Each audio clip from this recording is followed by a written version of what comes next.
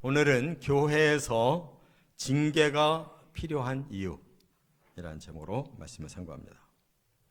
오늘 본문은 고린도 전서 후서를 다 합해서 마지막 장입니다.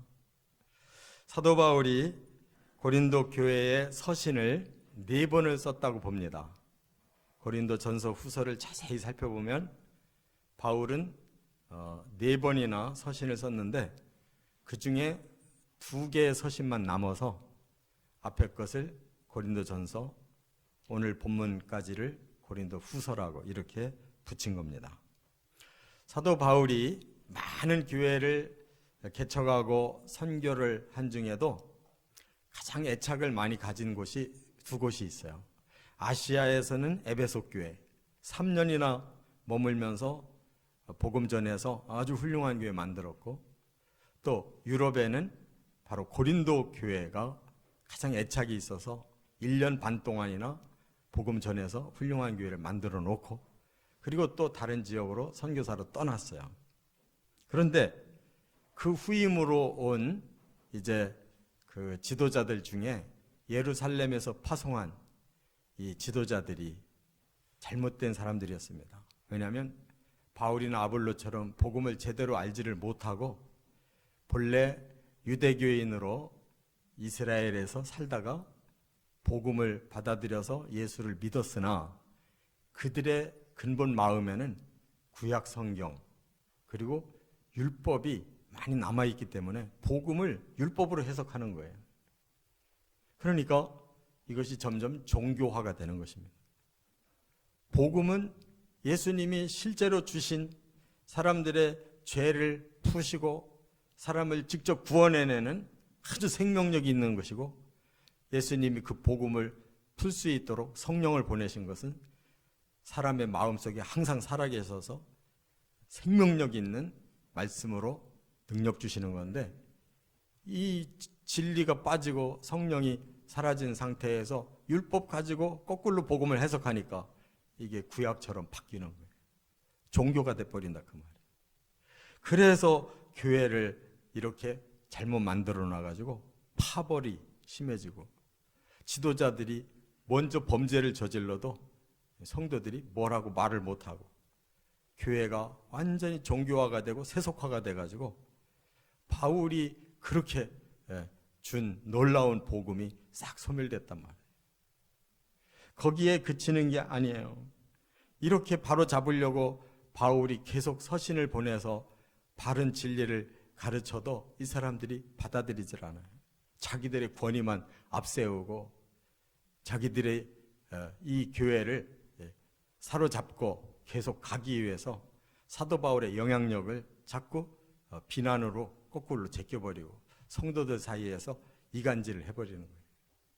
그러니까 바울이 참다 못해서 이제 오늘 고린도 후서 마지막 장에서 뭐라고 말합니까?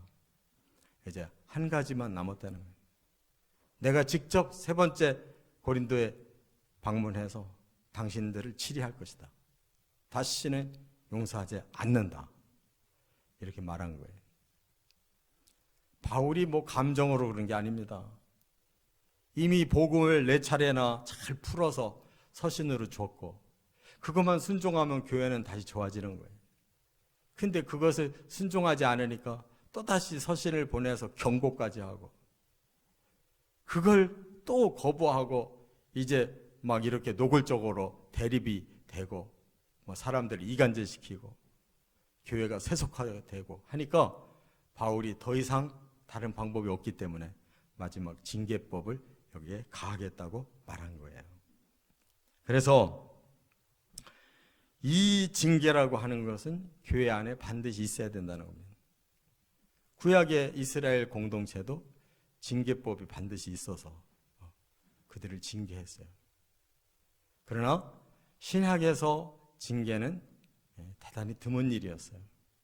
왜냐하면 징계보다 더 좋은 방법이 복음에서 나와 있기 때문에. 그건 뭐냐? 회개하면 용서해 주는 거예요. 회개만 하면 되는데 사람들이 그것을 거부해버리고 계속 악을 행해 나가니까 결국 마지막 방법 징계라 이 말이에요. 왜 징계가 마지막 방법이냐? 영혼이라도 나중에 구원하면 하나님 나라에서 다시 구원을 받을 수 있잖아요. 그들을 징계해서 교회 밖으로 쫓는다 할지라도 그들이 돌이키면, 이 땅에 사는 동안에 돌이키면 구원이 가능하기 때문에 징계하는 거예요. 만약에 이 징계가 없이 그대로 악을 행하면 어떻게 되겠습니까? 결국 하나님 앞에 심판받을 때에는 영원히 형벌 받는 거예요. 깨달아야 될 줄 믿습니다. 하나님의 방법이에요. 때리는 것이 그들을 고치는 방법이었다, 그 말이에요. 그렇기 때문에 오늘날도 하나님의 교회는 징계가 있어야 됩니다. 그런데 이것이 소용없게 돼버렸어요. 왜? 특별히 개신교는 자기들이 깨달았다는 대로 신학을 풀고 교파를 만들고 또 조금만 다르면 교단을 또 하나 세우고 이 모양이 돼서 온 세계에 수없는 파벌이 있기 때문에 이 교회에서 징계받으면 저 교회로 가버리면 그만이에요. 이렇게 타락을 했어요. 하나님의 징계가 소용없는 지경이 됐단 말이에요. 그런데도 교회들은 전혀 아무 문제를 느끼질 못해요. 아니, 교회가 여기만 있냐? 이렇게 타락했다는 그 자체를 모르고 살아요. 이렇게 세상에 어떤 공동체보다도 이렇게 변질되어 있는 이 사실을 인정할 줄 몰라요. 똑같은 하나님 믿고 똑같은 교회 공동체 안에 우리가 산다고 하면서도 실제로는 이렇게 천가지 만가지 다른 영의 세계를 이렇게 만들어 놓은 이 죄를 깨닫지 못해요.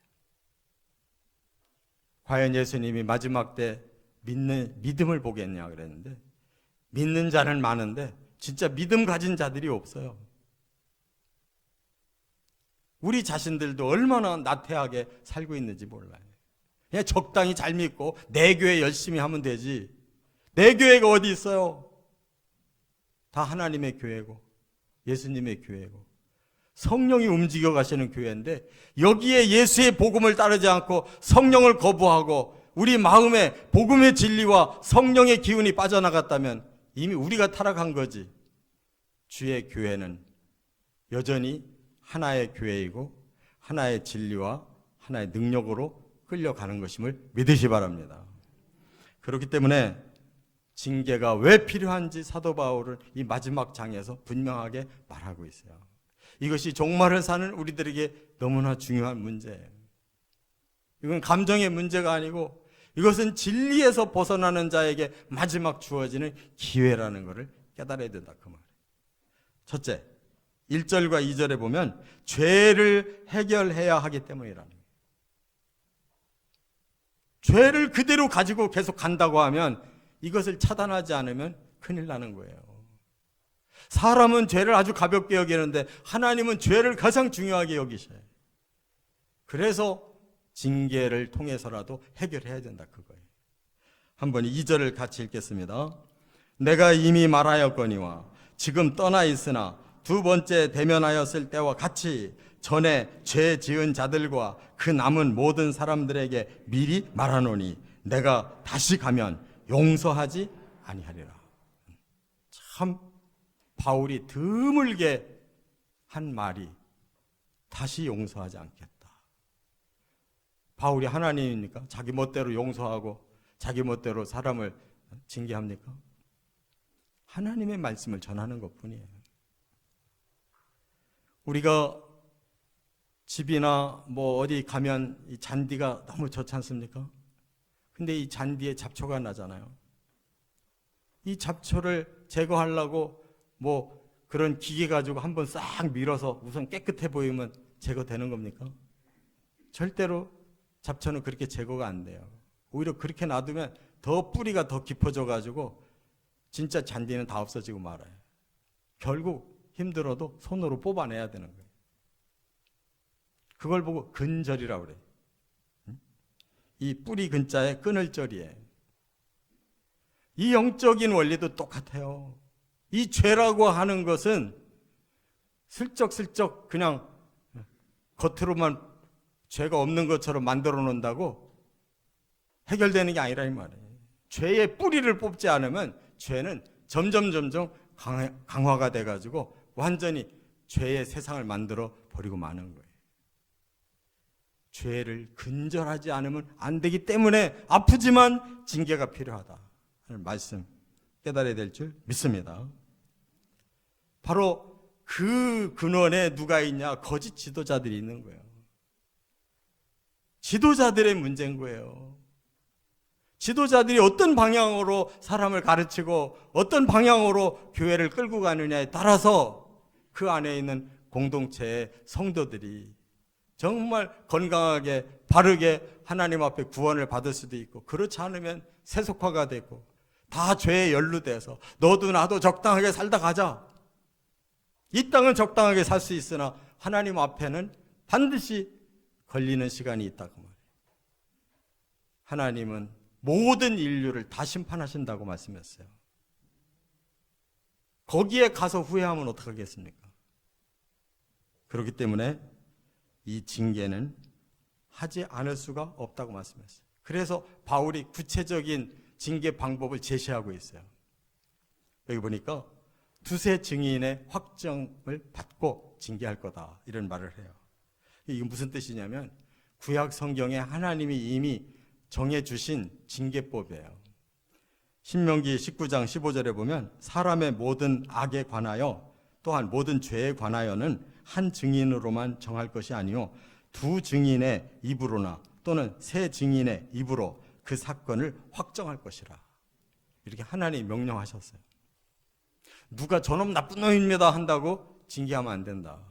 적어도 두 사람이 동일하게 증거하고 또 세 사람이 증거한다면 더 확실하다. 이렇게 말씀하고 있어요.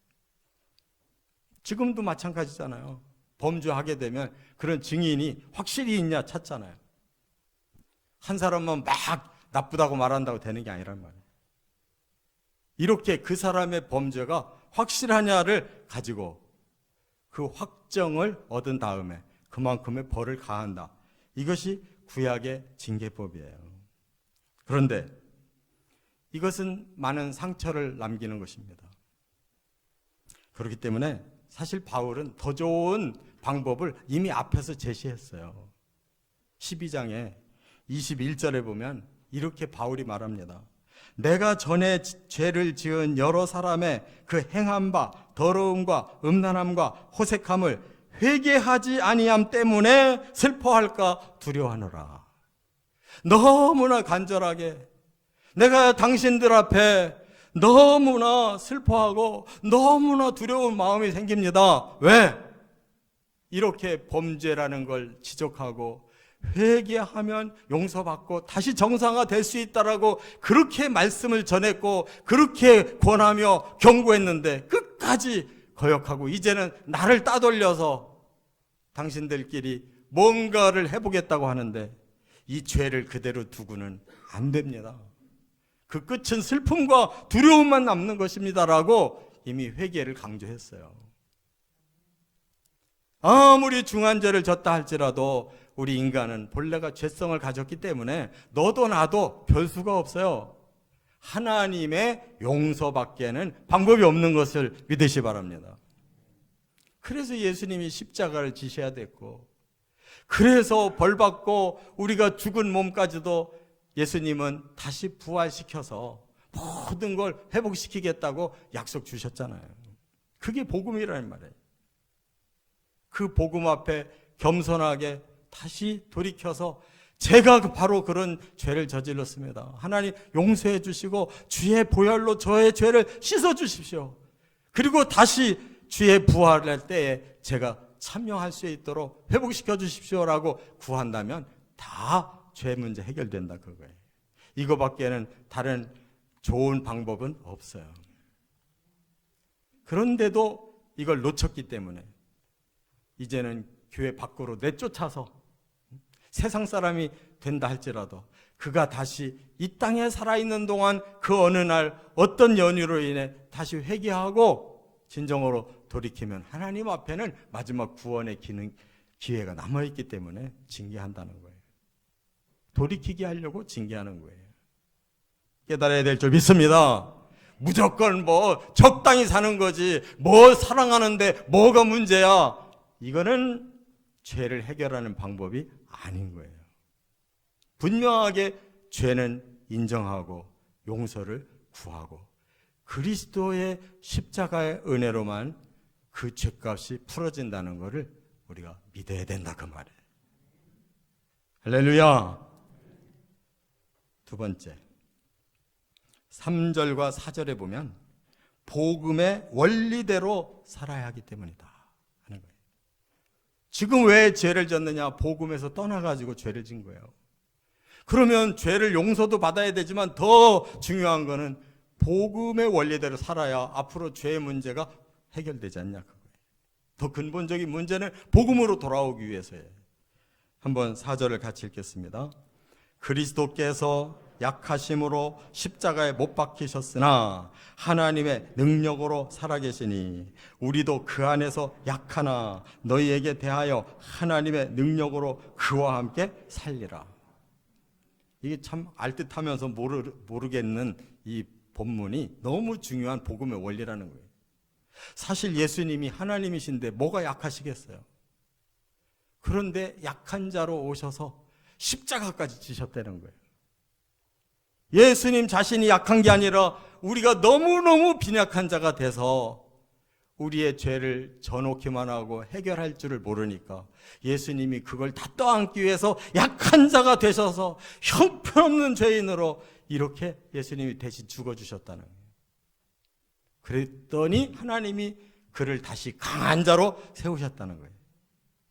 이와 똑같이 바로 지금 사도 바울도 사람들 앞에 늘 약해 보이고 편지로만 뻥뻥 큰 소리 치고 실제 만나면은 제대로 얼굴도 못 드는 이런 비리비리한 사람처럼 보이는 이유가 뭐냐?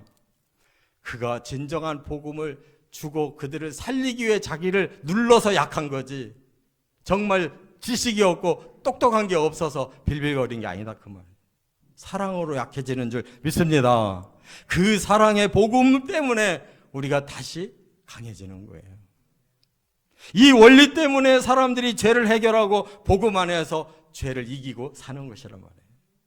잘난 척하고 똑똑한 척하고 얼마든지 능력 있어 보이게 살 수 있지만 그걸로는 사람을 구원할 수가 없기 때문에 예수님은 약해지셨고 지도자들 사도 바울도 스스로 약해지고 있다 그 말이에요.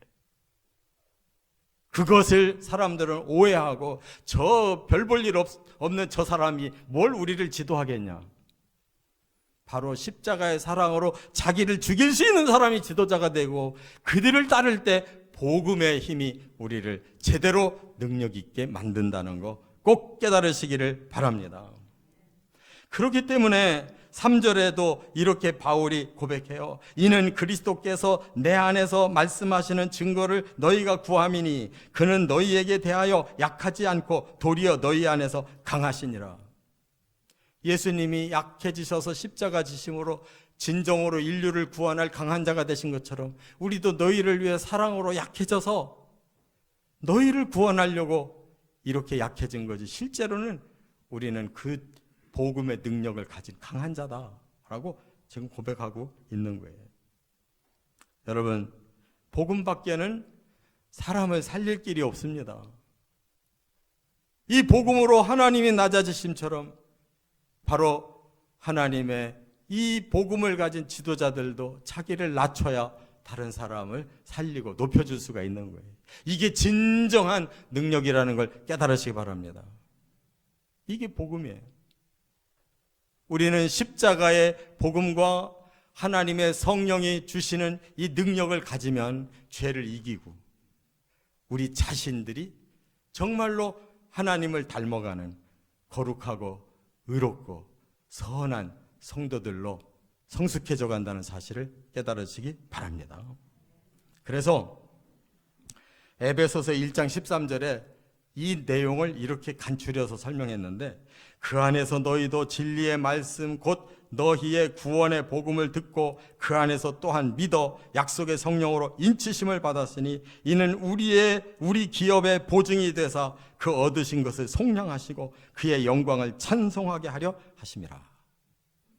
우리는 예수 그리스도의 십자가 진리의 말씀 구원의 복음을 듣고 믿을 때 약속하신 성령이 우리에게 들어오시면 아예 우리 안에 도장 찍고 여기에 머물러 사신다는 거예요. 그럴 때 우리가 십자가의 복음으로 점점 변화가 일어나고 성령의 능력으로 점점 성숙해지면 우리는 또 하나의 약속이 성취된다는 거예요. 하늘나라의 기업이 우리들에게 보증이 되기 때문에 그것을 얻는 날이 온다 그 말이에요. 그렇게 되면 우리는 모든 죄가 다 속량된 자이고 또 의롭고 거룩하게 된 성도기 때문에 하나님의 영광에 참여하게 된다 그 말이에요.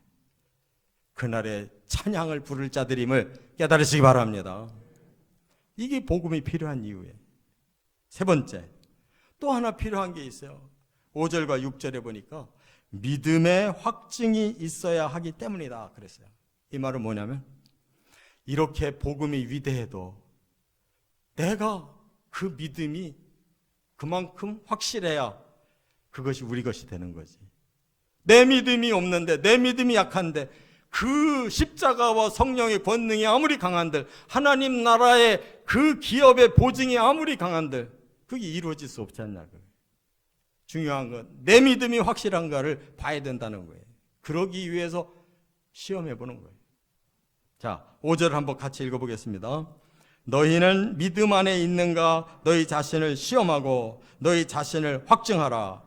예수 그리스도께서 너희 안에 계신 줄을 너희가 스스로 알지 못하느냐. 그렇지 않으면 너희는 버림받은 자니라. 여러분, 우리가 예수를 믿는다는 것은 예수님이 내 안에 항상 살아계시는 거예요. 뭘로? 십자가 복음 진리가 살아있고 하나님의 성령이 내 안에서 역사하시는 것이 예수가 살아있는 증거예요. 십자가 복음 확신하고 있습니까? 성령이 내 안에 계시다는 거 확실히 믿어집니까? 이게 필요하다 그 말이에요. 이론적으로는 예수님이 내 죄를 대신 담당해서 죽어주셔서 나는 이제 죄값이 풀렸다. 이론적으로는 알지만 그것이 뜨거운 확신이 없으면 그게 무슨 소용이 있냐고. 성령이 한번 내 안에 들어오시면 결코 나가지 아니하시고 내 안에 도장 찍듯 나의 삶을 인도하시고 책임지고 성숙하게 만들어주시는 진리의 영이고 인도하시는 영인데 이 이론만 알고 실제 성령은 내 안에서 느끼지를 못하고 성령님 내 안에 계십시오 하면 낯설어서 그렇게 기도가 안 나오는 그런 성도라면 그 사람이 진짜 그리스도이냐고 말이에요. 우리는 십자가가 확실히 내 안의 진리로 역사하고 계시고 성령이 실제로 나의 삶을 이끌어 가시는 그 능력이 내 안에 체험되어지고 있어야 믿음이 확실한 줄 믿으시 바랍니다. 그래서 너희가 믿음 안에 있는가 너희 자신을 시험하라 그랬어요. 이 시험이라는 말이 바로 우리가 학교에서 공부하다가 중간고사 보고 공부하다가 기말고사 보듯이 바로 그 시험이에요. 스스로 테스트하라는 거예요. 페일하죠. 우리 자신이 나 진짜 믿음이 있어 하고 자기 자신을 돌아보고 테스트해봐야 된다는 거예요. 확증하다 그러면 도kim하죠. 이거는 확실해 입증됐어 라고 다시 한번 봐야 된다 이거예요. 그렇지 않으면 너희가 버리운 자다. 버리운 자라는 건 내가 버린 게 아니라 하나님이 나를 버렸다는 거예요. 이게 무서운 말이라는 말이에요. 버림받았다라는 이 단어가 중요한 거예요. 도키모스라고 그랬어요. 이게 버림받았다는 뜻인데 아자라는 건 뭐뭐가 아니다 부정어예요. 도키모스라는 말은 확인됐다, 입증됐다라는 뜻이에요. 입증이 안 됐다. 하나님 보실 때 너는 입증이 안 됐어. 그럼 버리는 거예요. 그 버린다라는 말이 이 도키모스가 데코마이라는 단어에서 왔어요. 데코마이라는 말은 영접한다는 뜻이에요. 영접한다. 너는 입증이 안 돼서 내 자녀로 영접할 수가 없어. 그래서 버린다 그 말이에요. 여러분 예수 평생 잘 믿었다고 우리는 저분 틀림없이 하나님 나라 가실 거야 그랬는데 막상 나중에 천국 가보니까 그분들이 없다. 바로 이 짱 나는 거예요. 버림받아서 없는 거예요. 이 땅에서 믿음이 확인되지 않았기 때문에, 입증되지 않았기 때문에 버림받는 줄을 모르고 그냥 사는 거예요. 그냥 잘 살다가 잘 돌아가셨는데 그 나라에 가니까 없는 거예요. 그 무슨 소용이 있냐고. 그렇게 신앙생활에서 그렇게 사람들한테 저분은 틀림없이 구원받았을 거야 라고 이렇게 겉으로는 포장했는데 실속이 없었단 말이에요. 그게 바로 종교인의 특징인 겁니다. 예수님이 사람들을 다 사랑하시고 사람은 원수가 없기 때문에 끝까지 사랑하라고 하셨지만 화 있을 찐저라고 저주한 사람들이 있어요. 그들이 종교 지도자들이었잖아요. 사두개인, 바리새인, 서기관, 이런 사람들이 왜 화가 있을 것이라고 말씀했냐면 바로 자기 지식으로 하나님 앞에 구원받으려고 자기 열심으로 믿었을 뿐이지 하나님의 진리대로 순종한 게 아니에요. 이론으로만 열심히 살은 거예요. 그렇기 때문에 오늘날도 마찬가지로 여러분들이 매 주일 예배 지켰다고, 헌금할 거 했다고, 봉사할 거 했다고 종교적인 마음으로 나는 이 정도 했으면 됐어 라는 생각 가지면 화가 있을진저에 속하는 거예요. 내 안에 나는 부족하고 늘 범죄하고 이렇게 하나님 앞에 참으로 부족함에도 불구하고 내 안에 십자가의 사랑이 살아있고 성령에 이끌어주시는 그 능력이 느껴지는 사람이 오히려 살아있는 사람이라는 말이에요. 그래야 진정한 회개를 하고 돌이켜서 복음을 따라갈 수가 있기 때문에 그래요. 종교인이 아니라 우리는 예수의 제자로 사명받은 그러한 사명자로 살고 있어야 주의 나라에 가는 거예요. 할렐루야. 이 믿음 확인하지 않으면 우리는 끝장이다 그 말이에요. 징계를 통해서 내 믿음 확인돼야 된다 그 말이에요. 제가 어느 책을 보니까 최재천 박사라고 우리나라에서는 알아주는 진화 생물학자가 있어요. 그분이 여러 학자들 얘기를 하면서 자기 자신의 입장을 얘기하는데 앞으로 이 지구가 80년도 못 남았대. 아니, 진화 생물학자가 어찌 그런 소리를 할 수 있어요? 지금까지 진화라는 게 뭐예요? 점점 좋은 것만 많이 생기고 형편없는 거 없어졌다는 거 아니에요. 근데 이 진화가 그렇게만 되는 게 아니라는 거예요. 거꾸로도 가는 게 진화래요. 그게 왜 그러냐 그러니까 지금 산업혁명이 일어나 300년밖에 안 됐는데 지구가 다 파괴됐다는 거예요. 이대로 가면 80년도 못 가서 지구는 스스로 망한다는 거예요. 핵폭탄 안 터뜨려도 지구는 스스로 멸망한다는 거예요. 진화 생물학자의 고백이에요. 80년도 못 간다는 거예요. 이대로 가면. 우리 못 느낍니까? 왜 코로나가 왜 생겨요? 자연 환경이 파괴돼 생기는 거잖아요. 그럼 점점 더 파괴되면 코로나 정도만 오겠냐고 더 강한 것이 온단 말이에요. 그게 바로 예수님께서 말씀하신 그 재난의 시작이라는 말이에요.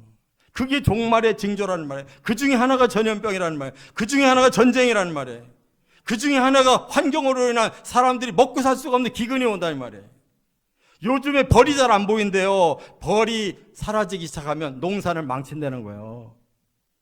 요한계시록에 그 보리 한 대가 얼마나 큰 돈을 주고 사야 되는지 모르겠다는 말을 써놨잖아요. 기근이, 검은 말이 나타나면 그런 기근의 때가 올 거라고. 여러분, 성경 말씀이 멀리 있는 그런 말씀이 아니에요. 지금 현장에 있는 말씀인 줄 깨달으시기 바랍니다. 오늘부터 요한계시록을 좀 공부해 보세요. 지금 코로나가 가을에 없어진다면 이 살만하겠다. 웬걸 또 더 강한 게 온단 말이에요. 바로 그 학자들이 하는 소리야. 정신을 차리고. 우리가 언제 갈지 모르잖아요. 제가 이번에 코로나 걸렸지만 하나님 은혜로 제가 약한 병으로 끝나서 다행이지 위중으로 걸렸으면 저도 죽잖아요.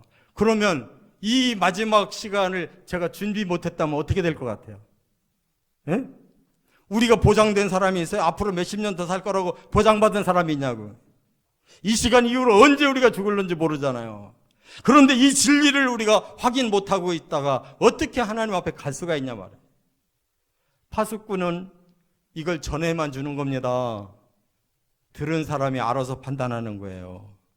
깨달으시기 바랍니다. 주의 그 뜻을 우리가 확실하게 깨닫고 내 삶의 중심에다 모시지 않으면 우리는 자칫하면 이 기회를 놓쳐버리는 거예요. 저는 제가 했던 요한계시록 45편을 지난 코로나 기간에 다시 공부했어요. 제가 설교했던 45편을 그 코로나 한 주간 동안 다시 공부했다고요. 얼마나 가슴이 뜨거워졌는지 몰라요. 요한계시록의 말씀 1장부터 22장까지를 45편의 설교를 통해 제가 풀어놨는데 제 자신이 다시 그걸 듣고 하나님의 말씀이 이렇게 생생한가를 다시 깨달았어요. 복은 뭐냐? 진리 안에서 살다가 진리대로 가는 게 복이에요. 세상 거 아무리 얻으면 뭐 하냐고. 아무리 건강하면 몇 년을 더 살 거냐고.